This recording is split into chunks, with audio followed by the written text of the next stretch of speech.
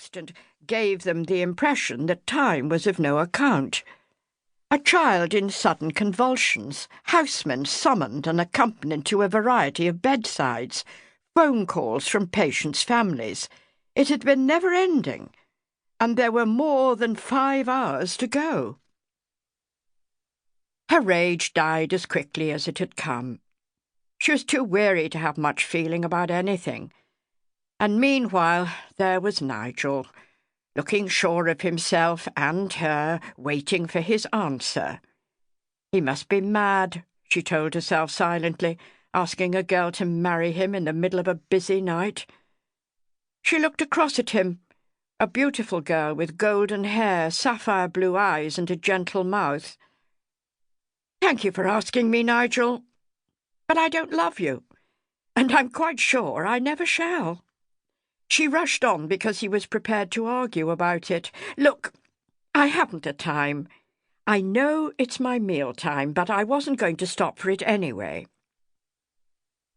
He got up without haste. "Oh, the trouble with you is that you're not prepared to delegate your authority." "Who to?" she asked sharply. "Sister Reed's in theatre. Sister Miles is on nights off. There's a staff nurse off sick, and men's surgical is up to its eyeballs. You've just been there, but perhaps you didn't notice." Nigel lounged to the door. "Mountains out of molehills," he said loftily. "I should have thought it would have sent you over the moon, my asking you to marry me." He gave her one of his easy, charming smiles. "I'll ask you again when you're in a better temper." "I shall still say no." His smile deepened. "You only think you will.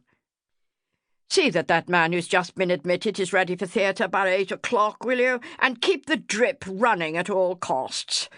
"Oh, I'm for bed." Judith watched him go, but only for a moment. Even though she was supposed to be free for an hour, she'd no time to do more than write up her books and begin on the report for the morning. She yawned again, then sat down behind the desk and picked up her pen. A tap on the door made her give an almost inaudible sigh, but she said, "Come in her usual pleasant, unhurried manner, already bracing herself for an urgent summons to one or other of the wards. Her bleep was off, a strict rule for her midnight break, but that had never stopped the nurses bringing urgent messages. It wasn't an urgent message. A tray of tea and a plate of sandwiches, borne by one of the night staff nurses on her way back from her own meal. Judith put down her pen and beamed tiredly at the girl. "Oh, you're an angel, Staff. I wasn't going to stop. We guessed you wouldn't, sister. Sister Reed's just back with the patient, so you can eat in peace." "Bless you," said Judith. "Ask her to keep an eye on that new man's drip, will you? I'll be circulating in about 20 minutes. The second half of the night was as busy as the first had been. She went off duty at last, yawning her pretty head off, gobbling her breakfast, and then, because it was good for her, going for a brisk walk through the dreary streets to the small park with its bright beds of flowers and far too cramped playing corner for the children. She had the night superintendent for a companion, a woman considerably older than herself, and into whose shoes it was widely rumoured she would step in a few years' time. Judith preferred not to think about that.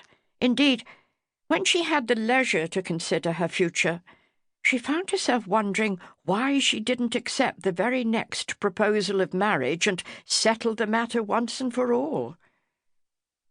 Sister Dawes was speaking, and Judith struggled to remember what she'd said. Something about measles.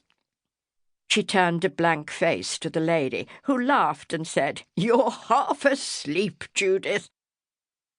I was telling you there's a measles epidemic on the way, a nasty one, I gather. We must keep our eyes open. I know you're on surgical, but even measles patients can develop an appendix or perforate an ulcer. For heaven's sake, if you see a rash on anyone, whisk them away. You've had measles, of course." "Oh, I've no idea."